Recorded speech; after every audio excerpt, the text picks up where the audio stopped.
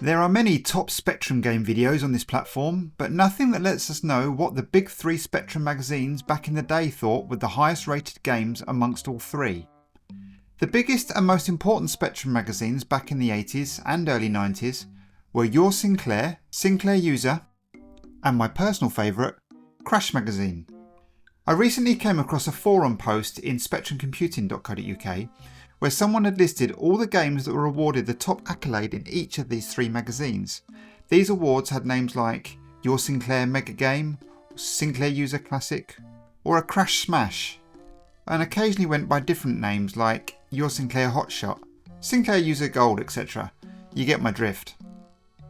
There were only 52 such games that took the highest prize in all these three magazines.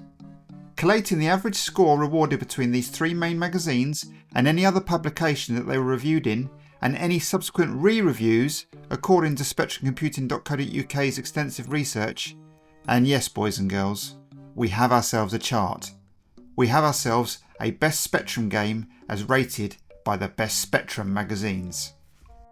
Before we get started though, it's worth mentioning that there will be no Manic Miners or Jetpacks in this list, as most of the main publications didn't start until 1984 or around that time, so lots of the early classics are not mentioned. Ultimate Play the Game titles are a good example of games that came too early for this chart. Anyone who can guess the highest ranked game in this chart at this point is the biggest specky nerd this side of Watford. I didn't have a clue. Anyways, let's stop pissing about, grab a cup of tea and a biscuit, and let's get down to business. Now, a few games had the exact same score, so I tied these at the same chart position. So we start our countdown at number 43. So we start with one of the later titles here that had an average score of 83%. We have the Ocean Software's 1991 release, The Simpsons, Bart vs. the Space Mutants. A 2D side-scroller where the player controls Bart Simpson through 5 levels as he tries to ruin the aliens' plans to take over the world. Bart is equipped with a pair of X-ray specs that help him determine who the mutants are, which is surely a polite nod to the 80s classic movie They Live. Armed, wearing sunglasses. I don't like this one bit. Not one bit. Rich from Crash Magazine writes, It plays well, more or less exactly like the Nintendo original, and while it might not sound pretty, or play pretty basic on your first few goes, it's when you start discovering things, making use of objects, finding hidden treasures that it really comes alive. And achieving an objective is satisfying because the route to completion can be pretty tough, especially some of the platform elements. At 42, another Ocean title here, getting an average score of 83.38%, it's the 1989 arcade conversion of Cabal. Although not a huge arcade success, the home ports did fare better than the shoot anything that moves or doesn't for that matter game from Ocean. The premise is simple on this one, kill and destroy everything. It was often compared to Operation Wolf on the Spectrum, but most reviewers reckoned it was better. More on that later. Your Sinclair awarded it a mega game and remarked, Cabal is without doubt, not even a tiny little one of the finest conversions I've ever seen. It recreates the coin-op atmosphere of total death and destruction perfectly, making it one of the most ultimate specky shoot-em-ups. It's miles better than Operation Wolf, light years in fact, parsecs almost. It's great. At number 41, we have Digital Integration's 1985 Apache helicopter gunship flight sim, Tomahawk. Whilst this still plays at a decent rate, it's not a game that will make the games you can still play today list. The graphics are sparse, but the gameplay is very smooth, and with a bit of imagination back in the 80s, I'm sure this was heaps of fun. Rachel in Your Sinclair definitely thought so. I really enjoyed road testing this machine, swooping low around the smooth 3D vector graphics of the landscape, clipping the treetops, swerving around the mountain peaks. But Uncle Sam has a mission for me, so it's out of practice mode, a quick look at the map, and I align my heading with the target radar dot. Just time to check upon the combat mode before we encounter Ivan. Number 40 now, and it's a game I've never heard of, which is basically because I tended to avoid text adventures. It's Level 9 Computing's 1986 release, The Price of Magic. The Price of Magic is the third game in the Time and Magic trilogy. Mygla, I think that's how you say it, the magician, guardian of the crystal, has become insane and is draining its energy for his own use. He must be defeated before it is exhausted. Sounds exciting, eh? With a 48K standard version and a 128K version with the addition of save states and extra commands, Gary in Sinclair User writes, If you like adventures and you own a 48K Spectrum, then you're going to love the price of magic. But if you have a 128K Spectrum, then you're going to end up living this game. It's the first title which made me feel I was missing out by not owning a 128. I borrowed somebody else's for the review. Everything in the price of magic is of the best. Plot, parser, graphics, and above all the execution of the game. Number 39 now, and in 1986 Elite Systems released their conversion of the arcade powerhouse Ghosts and Goblins, and man did they deliver. You get to play a knight called Arthur who must rescue the princess from the demon king Astaroth. A fast scrolling run and gun was a big success in the arcades, and the home ports did well too. The Spectrum version moves and looks so good for such a small system and really carries the essence of the arcade original. Crash Magazine remarked, I saw the arcade game all of a year ago and was predictably impressed. When I heard that Elite was to convert the game, it caused much amusement as we dismissed the deal as a triumph of marketing over the possible. Well, Keith Burkle has proved my intuition well and truly completely wrong and has gone and produced an excellent interpretation of the arcade original, equipped with perfectly smooth scrolling and all the gamey bits that made the original Ghosts and Goblins so much fun to check 10p bits into. Though a little bit hard at first, it shouldn't take long to get yourself into the ice castle, battling off the fatal advances of the flying killer teddy bears. All in all, a really outstanding release from Elite, despite the rubbish advert. You know the one, drawn in crayon by a juvenile. Mirrorsoft's 1986 hit Dynamite Dan 2 is up next as a fantastic sequel that improved in every way over the original that had appeared a year earlier. Dr. Blitzen is back with a vengeance. His latest idea is to destroy the youth of the world by planting sublimable sound waves in pop records. Unaware of the deadly threat Dr. Blitzen poses, teenagers listen to their favourite stars on vinyl, unaware of the threat they pose. As the pop fans listen to their minds gradually get destroyed, and soon Dr. Blitzen will be in control. Now name me a better premise for a game and I'll wait. Crash Magazine said, Hey, Dan is just so cool. He really is. Happily scampering around these meanie-infested islands without flinching. This is a very worthy successor to the original game, and actually improves on a lot of the features. No longer do Dan's lives disappear at a high rate of knots. This time an energy bar replaces the life system, and it can be topped up. A great game which will appeal to fans of the original, and to newcomers alike.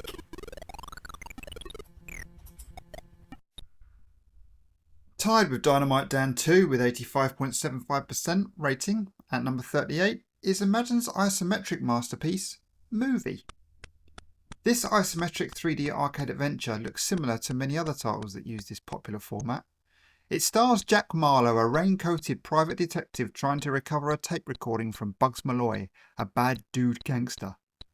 The unusual thing about the game is that it is icon controlled for all actions: drop, pick up, shoot, walk, talk, punch and throw. Accessing them is slow, but you get an interesting feature like talking, which allows you to type into a speech bubble and try and get information from other characters, including a parrot. It really felt a step up from the normal fare. As John at Sinclair User wrote, Movie's graphics may not be better than Ultimate's and, compared to Fairlight, they're a little creaky, but the novel plot makes it a winner.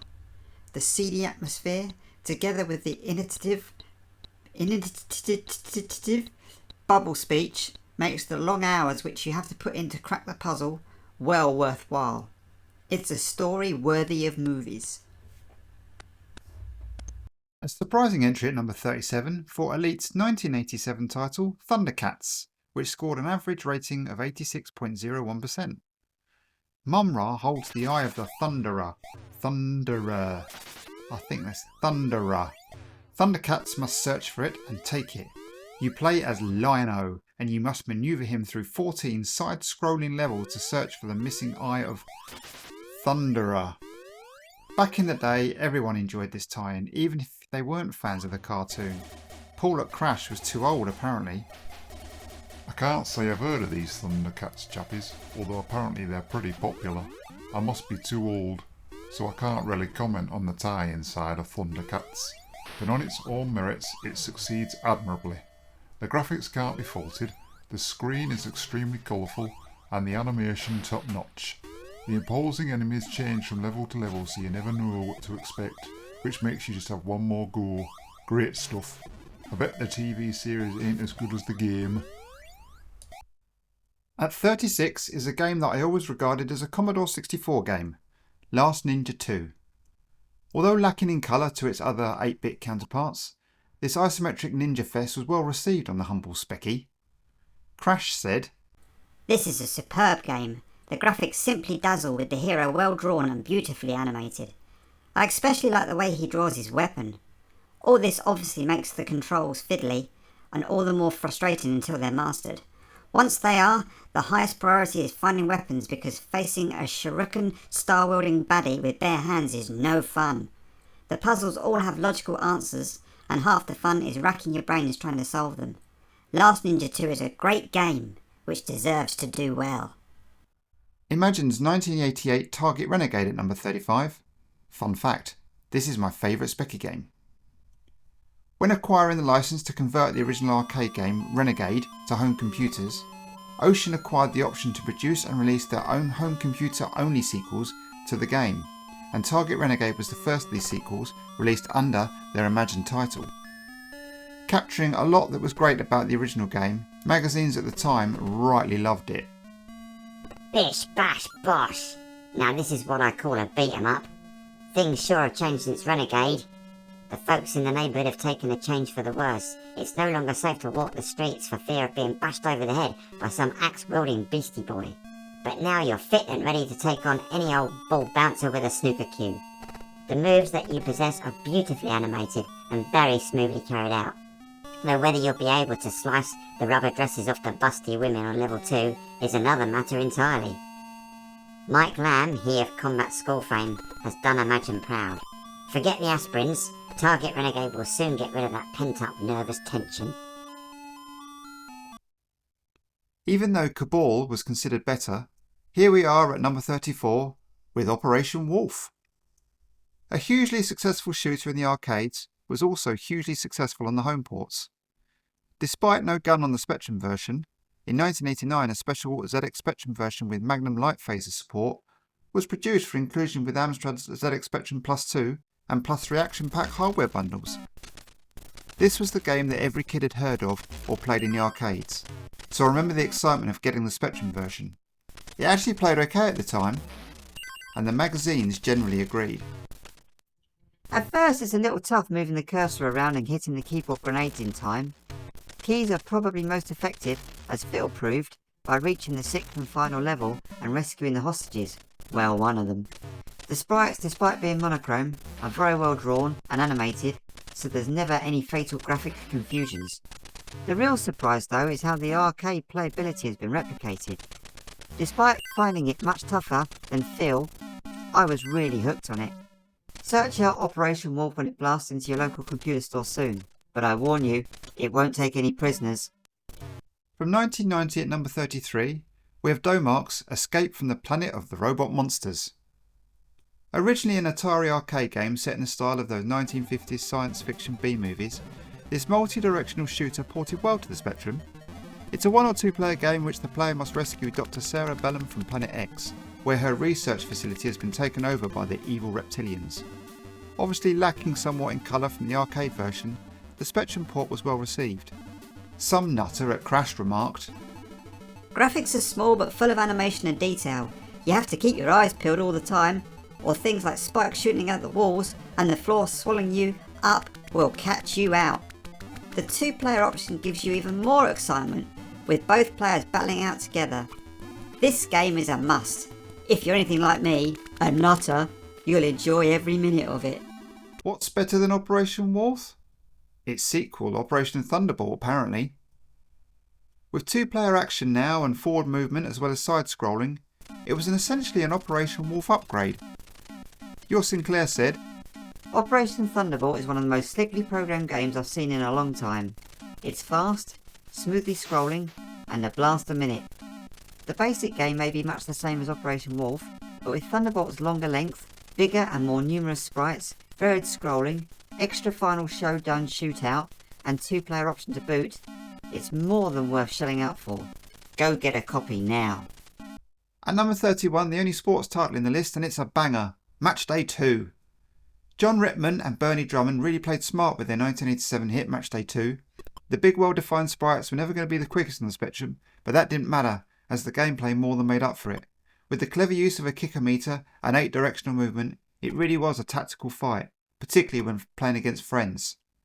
Robin writes, Matchday 2 has all the good features of the earlier Matchday, adds several more and comes up with a definitive football game. This is about every option you could wish for. Back kicks, corners, barging and 2-player games are all available. The graphics are clear and well animated with nice little jumps when the player attempts to head a ball. And Matchday 2 is one of the most compelling games this year. The computer isn't even too easy to beat on the simplest of levels, so there's plenty of gameplay, especially when you have 2-player matches. At number 30, with an average rating of 86.86%, with Durrell Software's Turbo Esprit. For 1986, this game was very detailed and advanced for its time. It featured car indicator lights, pedestrians, traffic lights, and a view of the car's interior controls, and was the first free-roaming driving game that laid the foundations for many others that followed it. Crash said, This game is great fun, put simply. Even if you don't bother knocking out drug cars, just driving around picking up penalty points is fun. The graphics aren't immediately astounding, but the detail soon becomes apparent, and once it does, it's pretty surprising. Pedestrians walk about, cars stop at lights and swerve to avoid roadworks, their indicators work, and little men even work on the road lamps. This game is very playable and addictive, but it needs to be played for a good half an hour before all the subtleties become apparent. Congratulations, Durrell. You've made me happy again. 2 games tie at 29th place now, the first being an ocean game, Batman. Another one of those 3D isometric games that were everywhere on the Specky. This one gets you playing as Batman as you look to rescue Robin from some evil villain. Lots of puzzles and lovely to look at. The magazine said, Batman! Yes, folks, the Cape Crusader comes to your Sinclair Spectrum, bringing thrills, spills and chills in an action-packed arcade adventure program. Gasp at the excellent graphics. Scratch your skull in bemusement at the tricky puzzles your hero has to negotiate, and watch in wonderment as the defender of truth and faith attempts to rescue his lifelong sidekick Robin from the clutches of the evil villain. You will not be disappointed if you walk around to your nearest computer software stockist and purchase this truly exciting piece of software. Second game at number 29 is the first RPG to appear, Times of Law. According to Wikipedia, this is a story that tells of the kingdom of Albareth, whose monarch, High King Valwyn, has disappeared, and the dukes and barons are wrestling for power. Barbarians are threatening to invade, while monsters are pillaging the land. The player must assume the role of one of these 3 heroes, choosing between a barbarian, a knight, and a Valkyrie, and unravel the conspiracy and find 3 magic items. Crash said, To save a game, you have to spend the night at an inn, which has the useful side effect of replenishing your energy, represented by a candle. Times of Law is probably the best arcade adventure I've played. The documentation and packaging are excellent. Graphically, it's brilliant, and there's a wide variety of music in the introductory sequence. I have no hesitation in recommending it to all but the most dedicated arcade player. Wellard. At 28, we have the Mammoth, Where Time Stood Still. I still have my copy. A plane has crashed in a remote and unknown plateau of the Himalayas. To their horror, the survivors soon discover that it's populated by dangerous prehistoric creatures and tribes. The players must guide their party of 4 survivors, the pilot, Jarrett, and his 3 passengers, to safety, avoiding dinosaurs, cannibals, and natural dangers, whilst also ensuring they are sufficiently rested and fed during the long and difficult journey. A beautiful isometric world to explore, very much in the same graphical vein as The Great Escape, was a big favourite between me and my friends, and one of the first 128 games I bought in 1988. The magazines agreed with an average rating of 87.82%. The graphics are everything you could ask for, as you'd expect from Denton, and the depth of the game is quite superb. My only grumble is that you can't save a game, which means you spend a lot of time repeating the early stages when you make a fatal mistake. But all in all, Where Time Stood Still looks destined to go down as a classic Spectrum game, and it's almost certainly the best that's been produced solely for the 1-8. More of this sort of thing, and the machine will have a whole new lease of life. So get into the realm of the dinosaurs and find out how time flies when it stands still. Number 27, RoboCop. 1988 was a big year for the Spectrum, and this game only proves that theory. Everyone knows this classic title, so it needs little introduction, but it really was a big deal that such a huge movie at the time had a great game that was well converted for the home ports by Ocean. The magazines agreed. The first thing that strikes you about RoboCop is the character's animation, which is probably the best ever seen on the Spectrum. It really is that good. Scrolling is perfectly smooth, and sound is great, with sampled speech saying RoboCop. Playability as far as we've got is great. Going back to the start sections is frustrating, as is the ammunition limit, but since the enemies always follow the same patterns, this forces you to get really good. Other sections, such as the ID stage, are surprisingly effective as well, making this an instant Spectrum classic. At number 26, The New Zealand Story. A whole game about a country? What's not to love? Fun fact, the game's concept and settings were inspired by a holiday trip in New Zealand by one of Tato's programmers. The player controls Tiki, a Kiwi who must save his girlfriend Fifi, and several of his other Kiwi chick friends who have been kidnapped by a large blue leopard seal. Makes perfect sense, eh? This Sinclair User reviewer couldn't touch grass. I can't believe it. I'm sitting here in this stuffy old office. It's lovely and sunny outside. There are bikini-clad lovelies bronzing themselves in the park down the road, and I'm reviewing a computer game and not complaining. Why? Because The New Zealand Story is the most fun I've had with my Specky in ages, that's why. I had plenty of the figures as a kid, but never played the games. Number 25, Action Force 2. When I started researching this game, I realised I did freaking play it. In fact, I actually loved this game. It was the unique way in which you had to destroy things to keep your character alive. This is definitely one I'd forgotten about. The magazines thought it was brilliant. This is a tremendous improvement over Action Force. The graphics, the main drawing point of the game, are incredibly detailed and coloured, bringing back memories of Dan Dare, also by Virgin Games. It's good to see the programmers using the Spectrum well. All aspects are exploited to their full. Even the game's perspective is a bit different from most. You don't go out looking for trouble, it finds you. The game features many interesting enemies, from maniac dustbins to irate building inhabitants who throw weights out of their windows. It's bound to be a great game for high-scoring arcade players, although I doubt the addictiveness will last as long as among the rest of us. Number 24 now, and this is heavy on the magic. This 1986 game from Gargoyle Games is an interesting take on an adventure game. Standard fare with north, south, east, west, etc., but you get nice big graphics to boot too. Apparently the booklet that came with the game was also pretty special and added to the atmosphere the game invoked back in the day. The magazine said, Heavy on the Magic is something that has been promised to the computer games world for some time, but until now has never quite materialised. It is an adventure, certainly, but it's animated to the extent where it will appeal to the whole spectrum of game players. The incredible lifelike movements of the main character and the cuteness of the monsters should find it very receptive audience just dying to get their hands on this one. At number 23 we have another game that needs no introduction, Houston's 1988 classic shooter, Cybernoid. The magazine said, Cybernoid is perfect in every way that a computer game should be. It has excellent sound, excellent graphics and excellent colour. In fact, I can't find anything wrong with it at all. The animation is the best I've seen in a long time, and the way you can add equipment to your ship to make it stronger is great too. The backgrounds are well drawn, as are the sprites. Understandably, there is some colour clash, but this is bearable and even adds to the effectiveness of the explosions. There's a good 128K tune constantly playing in the background, and the special effects make it sound even better. As I've said before, it's the little extra touches that make a game enjoyable to play, and Cybernoid has plenty of these. Volcanoes, animated cannons, and scrolling borders all make the game pleasing to the eye. Well done, Houston, the ultimate Spectrum arcade game. At number 22, we have another arcade conversion done right. Midnight Resistance from 1990. Just another arcade shoot 'em up? Mark at Crash Magazine doesn't think so.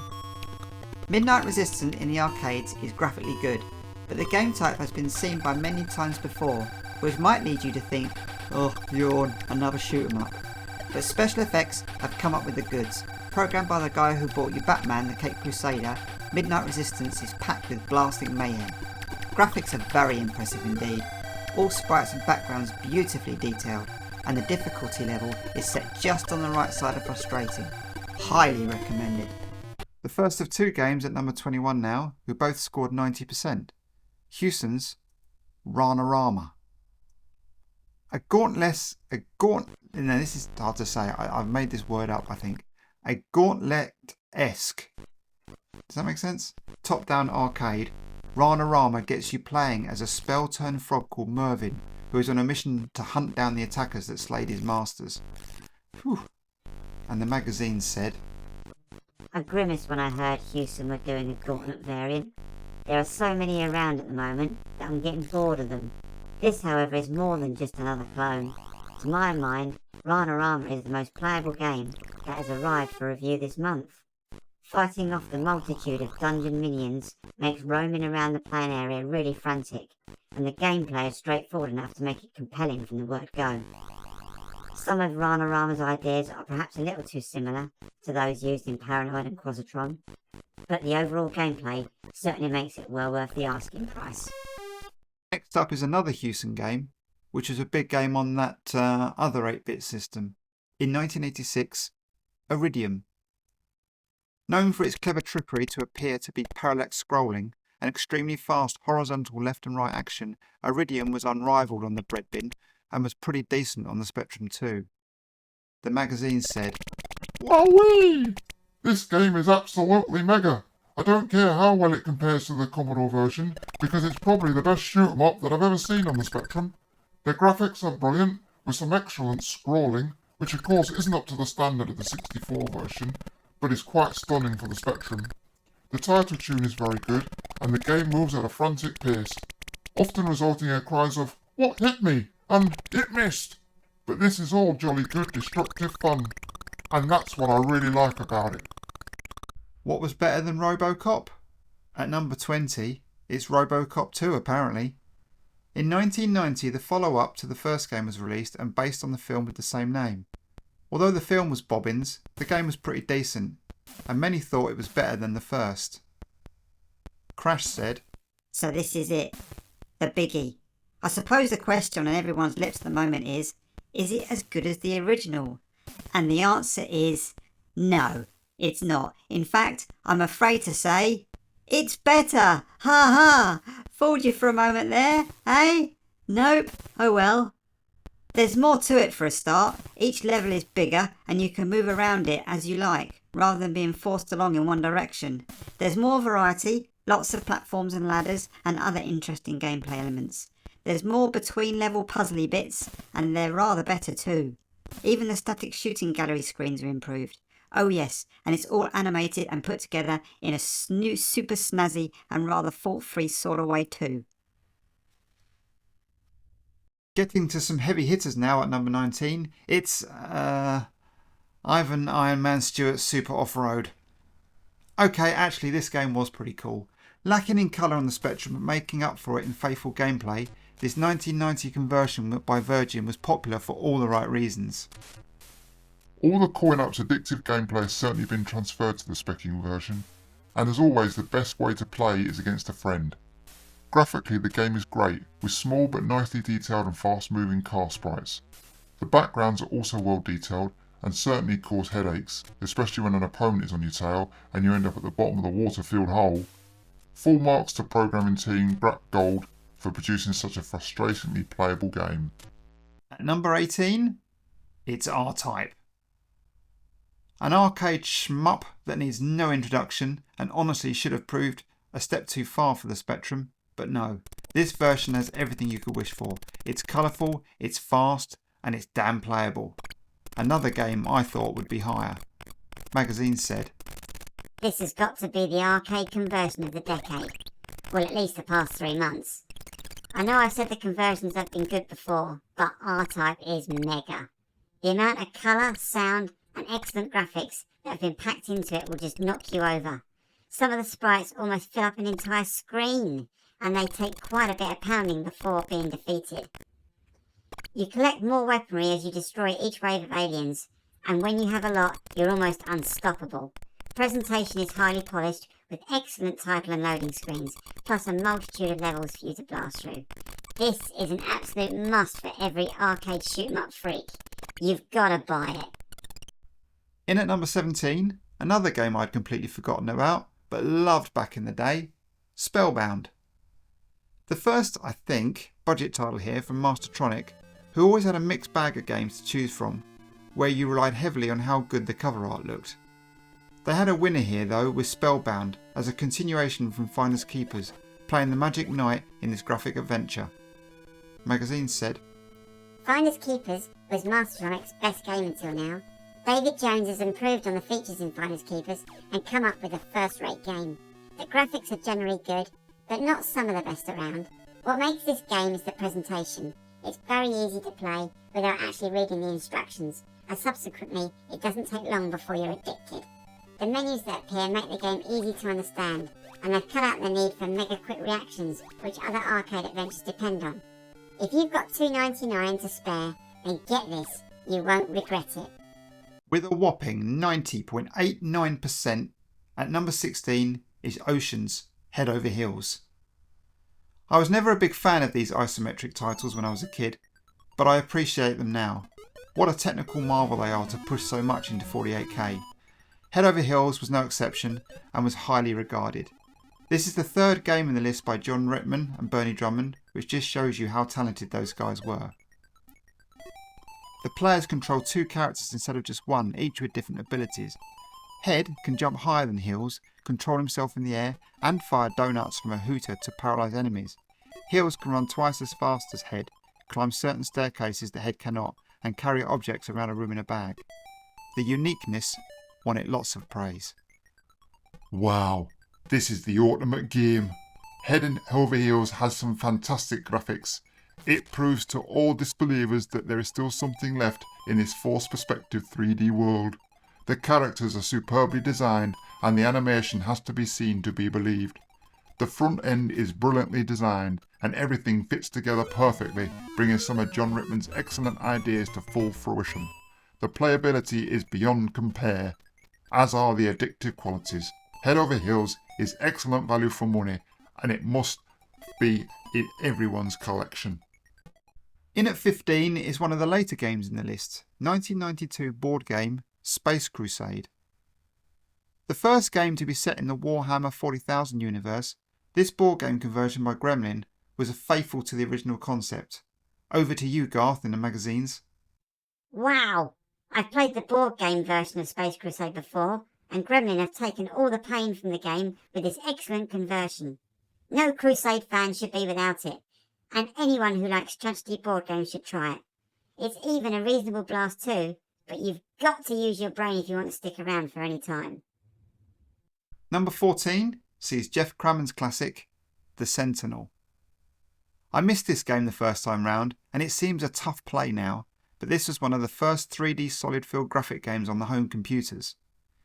In The Sentinel, the player takes the role of a synthoid, I think is how you say it, which is a telepathic robot who has to take control of a number of various landscapes of hills and valleys by climbing from the lowest spot where the hunt begins to the highest platform over which the Sentinel looms. The synthoid himself cannot move across the level, instead it can look around, accumulate energy by absorbing the objects that are scattered across the landscape, create stacks of boulders, generate inert synthoid shells and transfer its consciousness from one of these clones to another. Make sense? No? Yeah, thought not. Crash said, They told me it would be good, but I didn't expect anything like this. The Sentinel is brilliant. It's a weird sort of game, not a shoot 'em up, more of an absorb 'em up. The concept is not remotely like anything I've seen before, and one that is magnificent. If the graphics are jerky, the shading and the change colour option make up for that 10 times over. The Sentinel is so playable that you go into it for the first time and come out in a trance. Unlucky for some, number 13, Darkside. Another 3D behemoth is Incentive Software's 1988 epic Darkside.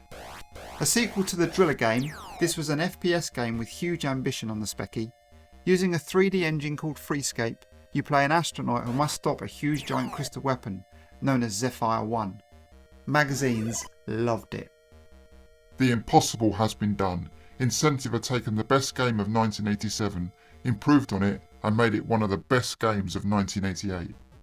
There was no doubting the excellence of Freescape, the graphics generation technique used in Driller, but some criticised the lack of game content. This criticism could in no way be levelled at Darkside.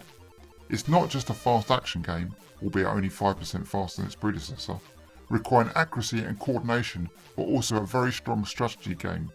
Cartographers will love it. My favourite feature of Darkside is the way you can enter a screen, turn on your jetpack and zoom up to a great height, then look down on the screen you're about to encounter and plan your strategy. This and Cybernoid must reign among the best games of the year so far.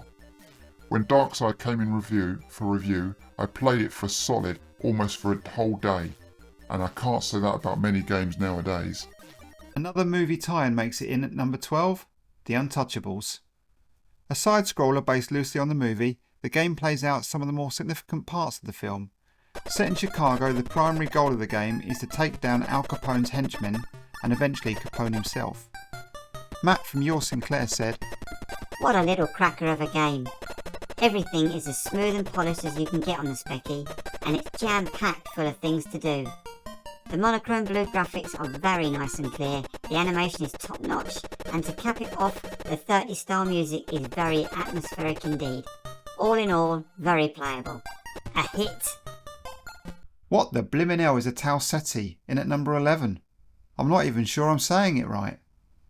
Humanity has spread out and colonised nearby star systems, but a plague in 2150 led to the colonies being abandoned and left to their automated robotic maintenance systems. While several of these colonies have been successfully re-inhabited, the colony of the planet Tau Ceti 3, orbiting the star Tau Ceti, oh it's a star, has been uncontactable since a meteor smashed into the planet. A mission sent to Tau Ceti 3 in 2164 landed on the planet but broadcast a mayday message followed by silence. Experts decided that the planet's robots were running amok as a result of the meteorite impact. The only chance, it was decided, of successfully stopping the defence systems without destroying the cities already there is to send a single pilot in an armoured Galcorp skimmer to the planet's surface with the task of shutting down the central reactor in Tau Ceti 3's capital, Centralis. Flippin' heck. What did the magazines think? Superb game. What else can you say about something that captures the imagination so brilliantly and has no flaws at all? This is the kind of game that just doesn't date. There are too many good features and no sickly gimmicks. When we saw the preview version, I suspected that it would be excellent, but it has far surpassed anyone's expectation. Pete Cook should go far. He has brought us a game that will be remembered as an all-time classic. There's not much more to say. Getting into the proper business end now, at number 10, the fantastic 1986 smash, The Great Escape. Another Denton Designs game published by Ocean, and the forerunner to another title here, Where Time Stood Still, which used the same graphical engine. A brilliant POW arcade adventure where you must try and use one of the many ways to escape the German camp. At the same time, you must try and stick to the routine of daily life to prevent being suspected of being up to no good. The Great Escape is possibly the best game in this vein that I ever played. To get wholly engrossed in the game and its plot, all you have to do is read the instructions and watch your character wander around the camp in his daily chores. By the time you understand how the game works, there is no way you can possibly leave it alone. The graphics are superb, the characters are excellently animated, and the playing area scrolls well and is expertly detailed. The sound is a little dull. There's a beat version of It's a Long Way to Tipperary on the title screen, but not much in the way of spot effects during play. But I love The Great Escape, and I'm sure you will too if you give it a chance.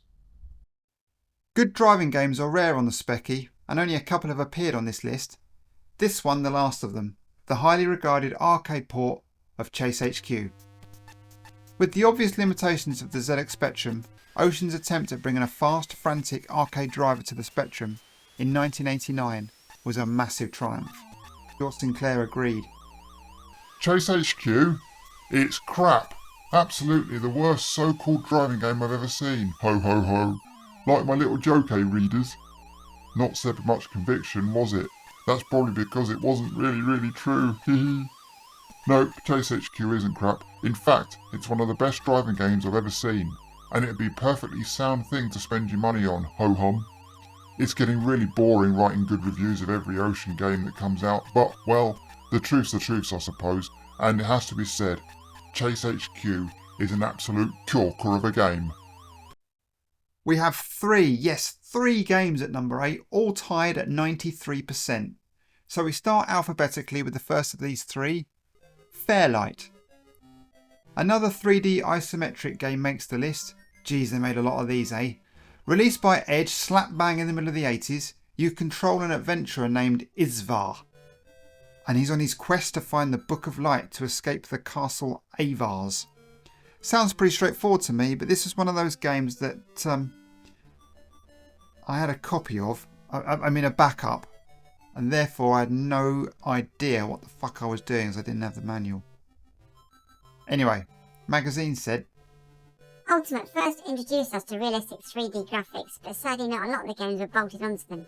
Now, thanks to the Edge, that gap has been filled. Fairlight features very high quality graphics and a good tune at the start of the game. While the game is fun to play, the desire to see each of the screens makes you want to solve puzzles to get nearer the end effect. Controlling Isvar and manipulating objects is very easy, and using a bit of brain power is not long before you are well and truly hooked.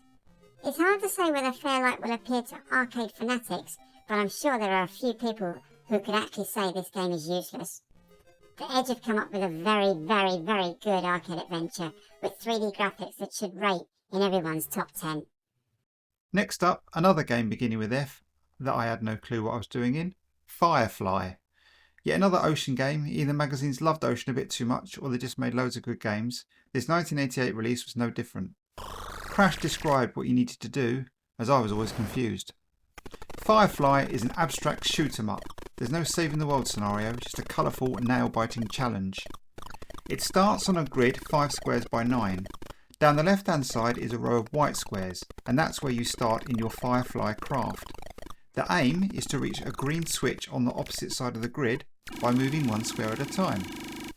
Planets and blue triangular symbols are scattered across the board, as well as blank squares. You can land quite safely on a blank square, but landing on a blue square, which is sometimes essential, presents you with two icons, a thumbs up and a thumbs down.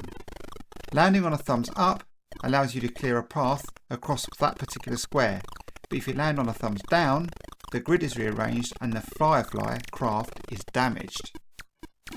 They ultimately loved it. Firefly is one of the best games I've played for a long time. Though it doesn't sound much like it till you've tried it, the graphics are unusual high quality shoot 'em up stuff, and the gameplay, though original, loses something in verbal description. But there's an addictiveness in oil tankerfuls. I've played Firefly solidly for 4 hours without wanting a break. Colour is used nicely and the sprites are very well designed. The only complaint I have is that the abort key is too close to the P key on the +2 and the +3, which many people use to move right. But forget the nitpicking, all shoot 'em uppers should have Firefly. Finally, at number 8, we have Quasitron. Your Sinclair takes a sideswipe at the bread bin version that took all the attention here. The plot, for those of you wise enough not to have played the 64 version, revolves around a certain little droid called KLP-2, aka Klepto, assigned to deactivate the armies of hostile alien droids that inhabit the underground city of Quasitron. Klepto disables the droids either by blasting them to their component atoms, crude but effective, pushing them off the programmed routes, ramming them if he's strong enough, or by grappling. This is the progress by which you take control over the grapple droid's mind at circuit level, switching gates in his circuits until he relinquishes control. I'm still confused. But they go on to say, It's totally brilliant. By far the most original scenario to pass before my eyes, and certainly the greatest all-round challenge. Don't get me wrong, I like games that involve blasting things to bits, but as well as the thrill of destruction, I like a bit of strategy thrown in. Partly to justify my interest in wanting havoc, but also because it's nice to play a game that stretches more than your joystick. I like to be stretched all over, but then I am a bit pervy. At number 7, we have another 3 games tied. What is going on? So first up in the 93.33% club is Houston's beautiful masterpiece, Exelon. In this game you control a futuristic soldier named Vitork across several levels of run and gun gameplay. The screens that make up these levels are filled with various aliens as well as gun emplacements, homing missiles, landmines and other hazards. The soldier can defend himself with both a gun and rocket-propelled grenades, the latter of which are very satisfying. This game really showed what was possible on this great computer. Sinclair User said, You start off with 10 lives and you'll need them if you're going to make it through. Making it to screen 25 was considered a serious achievement at Sinclair User, and Exelon produced more squabbles over whose turn it was next than any other game so far this year. Exelon is superb, no question. Its graphics, gameplay and sheer excitement make it a genuine joy. Next up, another texty adventure nonsense. I don't like these. This time from Melbourne House, Lord of the Rings. A follow-up to the 1982 classic The Hobbit, Lord of the Rings wasn't as big a hit in 1985, but was rated very highly by the magazines. They said, Lord of the Rings took over 15 months to programme. After waiting for so long, many people may initially be disappointed with the result. The game is slow, the pictures are rudimentary, and due to the glaring white background for the text, this adventure is almost unplayable on a colour TV. The prose is strangely stilted with descriptions which tell of objects within objects upon objects, in a very dry and dreary manner. The dubious examples of humour in the game detract from such an auspicious work, and there are times when you're not quite sure whether something is supposed to be humorous or not. Having said that, the game features a very good and informative examine command, a superb friendly vocabulary which gets just about anything you want to do, and it takes the interaction of characters to new heights in adventuring. High praise indeed. And finally at number 7 we have A Worm in Paradise. A what now? Another feckin' text adventure, that's what. What's wrong with these magazines? From level 9 we featured earlier with the magic nonsense, we have The Worm in Paradise, also from 1985. According to Wikipedia, The Worm in Paradise is the third and final video game in the Silicon Dreams trilogy, a series of text adventure games in which the player takes the role of Kim Kimberly. It's the sequel to Snowball and Return to Eden. Worm in Paradise takes place generations after the first 2 games, when the planet Eden has been colonised. The player is an ordinary citizen in Eden's most populous city, Enoch. The game was noteworthy for having significant social commentary relative to other games of the same genre and era. The game drew inspiration from the novel 1984. Who knew? Magazines said, The Worm in Paradise evolved alongside a 12-month enhancement of Level 9's own adventure system. Standard features include a 1,000-word vocabulary, a very highly advanced English input, memory-enhancing text compression, the now familiar and very much appreciated type ahead and multitasking, so as a player never need wait while a picture is drawn. To be honest, the graphics take imaginative skills a bit too far, and most of the pictures can only be described as poor. The story, descriptive depth, vocabulary and many sophisticated features go to make Level 9's latest a really good adventure game. At number 6, all by itself too, is the fantastic Rainbow Islands, the story of Bubble Bobble 2. When a Spectrum game comes close to the arcade original, you know it's going to be good. A sequel to the excellent Bubble Bobble, the main characters are Boblin and Boblin. The protagonists of Bubble Bobble, known as Bob and Bob in the Western releases. However, in this game, they appear in their human forms as Bubby and Bobby, as opposed to the Bubble Dragons of the first game, following on from the first game's true ending. Also unlike the first game, players must now alternate, i.e. take turns, with one player as Bubby, green shirt, and player 2 as Bobby, blue shirt, the same colour scheme as the first game. Just to reiterate then, Rainbow Islands is bloomin' brill. Go and buy it. You won't regret it, unless of course you hate all cutesy Japanese arcade games on site, in which case you'll loathe it with a vengeance. It's probably the surest thing to being a monster hit since Chase HQ, but then it is a major Ocean release, so you knew that already of course. And what's more, it deserves to be too. You can't say fairer than that, can you? 2 games bring us into the top 5, both at a whopping 94%. First up is Dan Dare, Pilot of the Future. The Mekon is up to no good again and looking to destroy the Earth with some asteroid plan. Bring in Dan and his dog to save humanity, but when they get to the asteroid, not is all it seems. Crash Magazine, like everyone else, was a bit meh when it saw Dan Dare as a game, but then they played the game and... I must confess to not being an avid reader of the old Dan Dare comic strip, but of course, like everyone else, I've heard all about his dealings with the Mekon. This game defies all adjectives. To my mind, it's one of the best on the Spectrum. If you thought Ultimate had hit new boundaries on the Spectrum, then take a look at this. The graphics are amazing. I wondered if it was really a Spectrum game that was producing these amazingly colour graphics. Dan is superbly animated and doesn't slow down one iota when a lot of baddies appear on the screen. I found that Dan Dare was extremely playable and a pleasure to play. You have to buy it to believe it.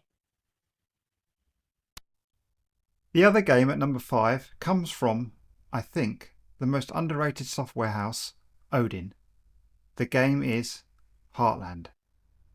Released in 1986, the plot is simple. The Heartland has fallen under the rule of the ruthless tyrant Maiden and his minions. To overthrow him, the final 6 pages of the magic book must be found and assembled. However, to confuse would-be adventurers, Maiden has created 6 evil pages. These must also be destroyed. Damn those evil pages. Magazine said, Heartland in a way resembles the film Never-Ending Story.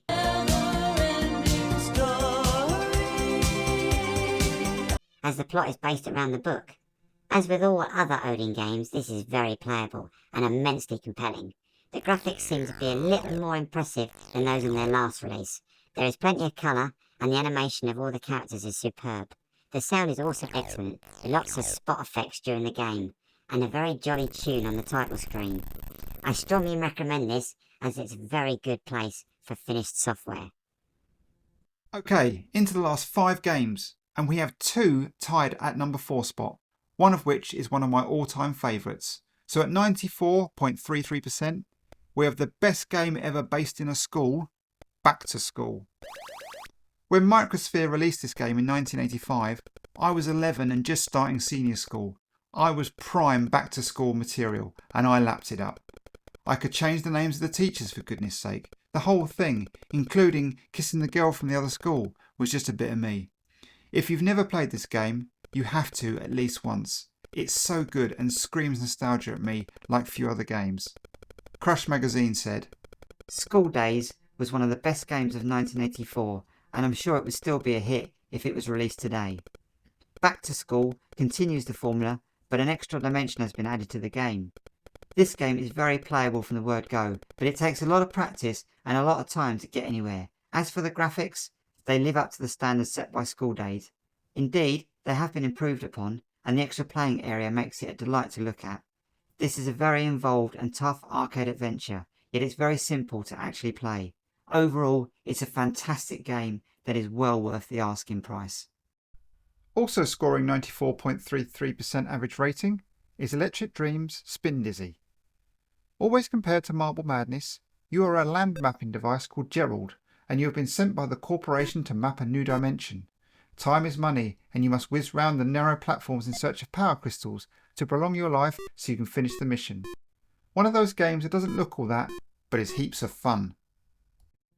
Brilliant. Spin Dizzy is by far the best maze game I've played on my Spectrum. The graphics are superb, and the over-responsiveness of the controls really adds to the game. It represents a really big challenge and plays very well indeed. I don't think I can criticise it much, apart from the fact that it would have been even better if the character set had been altered. Beginner's level playability, addictiveness, good packaging, Spin Dizzy is a really nice game. Buy it. I think it represents the state of art on the Spectrum today. So, here we go to the big 3, and I imagine you're still none the wiser to what they will be. So, with no further ado, At number 3, it's Rainbird's 1989 futuristic sim, Carrier Command. Carrier Command is a mix between a vehicle simulation and a real-time strategy game where players control a robotic aircraft carrier sometime in the near future. Released for the 16-bits first, Amiga, Atari ST, PC, and then ported to 8-bits usual suspects, it was highly regarded on every system it was reviewed on. The Spectrum version was no different. It really was a technical marvel for the 128K Spectrum. Crash said, Over 2 years in the programming, Carrier Command is something of a miracle. It's taken one of 1988's most revolutionary and complex ST Amiga games and put it all in a 128K Spectrum. A time acceleration feature has been added, so cruising between islands is extremely quick. More important, however, is a dramatic improvement in gameplay, with both the strategy and arcade elements significantly tweaked. An example: to take an island on the ST, you simply stand offshore in your carrier and use the laser turret on the command centre. On the Spectrum, the laser has been weakened, forcing you to either come in range of the island's missile or use a manta. Most games you play for a few hours and you've seen all there is. Carrier Command, you play for a few hours just to mess around with the controls, of which there's lots. But so good is the icon system that you rarely need to refer to the instruction manual, and just as dazzling as the gameplay are the graphics. Apart from wireframe missiles, aircrafts and tanks, everything else is in solid 3D. Yet you can zoom around solid islands of volcanoes in a manta at ST speed. This is quite simply an incredible game, which will take ages and lots of saves to complete, even in the action game. 200% value for money. And at number 2, with 95.25% average rating, is US Gold's 1986 hit, Revolution. Over to your Sinclair for this one. Revolution is a 3D puzzle game. You have to work your way through 8 levels stacked one on top of the other. On each level there are 4 puzzles to solve, with a limited amount of time to solve each one of them, before you're transported onto the next platform. As for the puzzles, they'd have Rubik tearing his hair out. They all consist of 2 grey cubes arranged in different configurations. Touch one of the cubes and it turns white. Now touch the other before the first goes grey again and the pair of them disappear, and bingo, you've solved your first puzzle. So what could be simpler? Taking a day trip to the moon? Making $1 million? Working for your Sinclair? 99% of all human activity, actually, is easier than this game. The big problem is that you're controlling a bouncing ball. Though come to think of it, control is not quite the right word for the way I played the game, and you can only alter the direction of the ball when it hits the ground. You can also regulate the bounce of the ball, but remember to take into account the momentum that it's already got. It's one hell of a tricky task, trying to judge the bounce of the ball and move it between the cubes in the couple of seconds that you're given to complete the puzzle. And you're not helped if one of the cubes is completely hidden. Yes, it happens. Or if you keep getting frazzled by the spiky nasties. By now, the ball's in your court. You give it a go. Boing, boing, ah! Oh, I forgot to mention that you can fall off the edge, or between cracks of the platform, and into the inky void of oblivion. Still, 4 more lives to go. Boing, boing, ah! And so it goes on. Addictive? I should say so. And if you're not deterred, if you can't get through the first platform when you first play, and keep having to start back at square one again, as you do in some games, you've got to keep going. The puzzles and platforms are rearranged at random each time you start a new game, so that's good. There are no red squares in this Revolution, but the monochrome graphics are all up to Vortex usual standard. Yet another cracker from Costa Panay, I think that's how you say it, the programmer, that'll appeal to more intellectual game players. If that's you, Russian and buy it. I think there's a pun there somewhere. So well done for making it this far. And here we are, the number 1 game. With an average magazine score of a whopping 95.75%, it got 93% in Crash, 9 out of 10 in your Sinclair, and 5 out of 5 in Sinclair User twice. It's the game you all didn't guess and possibly haven't played. It's Microgen's 1986 supposed masterpiece, 3 Weeks in Paradise. The final game in the popular Wally Week series of games produced by Microgen, including Pyjamarama and Everyone's a Wally, 3 Weeks in Paradise follows the Weeks family, who are trapped on a tropical island inhabited by cannibals. Herbert and Wilma, Wally's son and wife, have been captured, and Wally must rescue them and build a raft to escape. The player only controls Wally and must solve puzzles and avoid obstacles such as animals and natives, especially the tribal chief, who's patrolling the area. Each puzzle solved builds a piece of the escape raft. As with previous Wally games, humour plays an important part in both the gameplay and puzzle solving. The graphics were detailed, and the Spectrum version had an option to switch off Wally's natural colour, which will remove the colour clash. In the ZX Spectrum 128 version, there are a few additional screens and objects to use, but the rest of the game remains the same. Let's look at each of the magazines and see why they loved it so much. First up, Crash. 5 Wally games must be pushing it, I thought, as another loading screen materialised. Started on the game, already not to give it a good review? No. The game is good. Very good indeed. The graphics are very Wally-ish, and I loved them. A really nice tune plays as you scamper around the tropical locations. The packaging is colourful and neat, and the instructions, while short, tell you all you need to know. The problems set in the game are problems. My overall impression was that this is a professional package containing another professional game. Just don't do what I nearly did, dislike it because of the star. Your Sinclair said, Instead of just swapping objects, you can now choose to pick up and drop things, as well as having to use them in the right places. That means Rambo Wally's rescue mission calls for even more ingenuity. There's also a nice selection of puzzles, from the fairly obvious to the maddeningly difficult, but they all depend on acute lateral thinking and horrible puns. In return, there's less of an arcade element this time with fewer things to dodge, but the thing I liked best about 3 Weeks was its humour. There's a speech bubble ouch as he rubs his behind. And look out too for the scrolling message line at the bottom of the screen that conveys some screamingly cryptic clues, as well as the family's cries for help. And finally, fed up with this reviewer's constant grumbles about attribute problems, Microgen has included the option of switching off Wally's colouring. A word too for the music, it's great, and adds a lot to the humour. A great game that just goes to show that even if he's too old for Club 18 to 30, Wally's not past it yet. And finally, Sinclair User says, According to Microgen, 3 Weeks in Paradise is harder to complete than Herbert's Dummy Run or Pyjamarama, but marginally easier than Everyone's a Wally. I found it hard enough.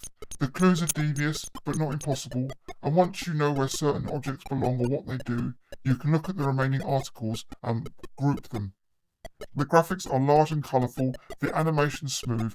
3 Weeks in Paradise is a pleasure to play. I would recommend it to any Wally mad enough to buy it. Well, I hope you enjoyed that list and are not raging too much at what made number 1. I would love to know your thoughts on the games that made the list, especially the top 3. Did you love these back in the day? As always, thanks for watching. Please like and subscribe if you enjoyed this, and I'll see you on the next one.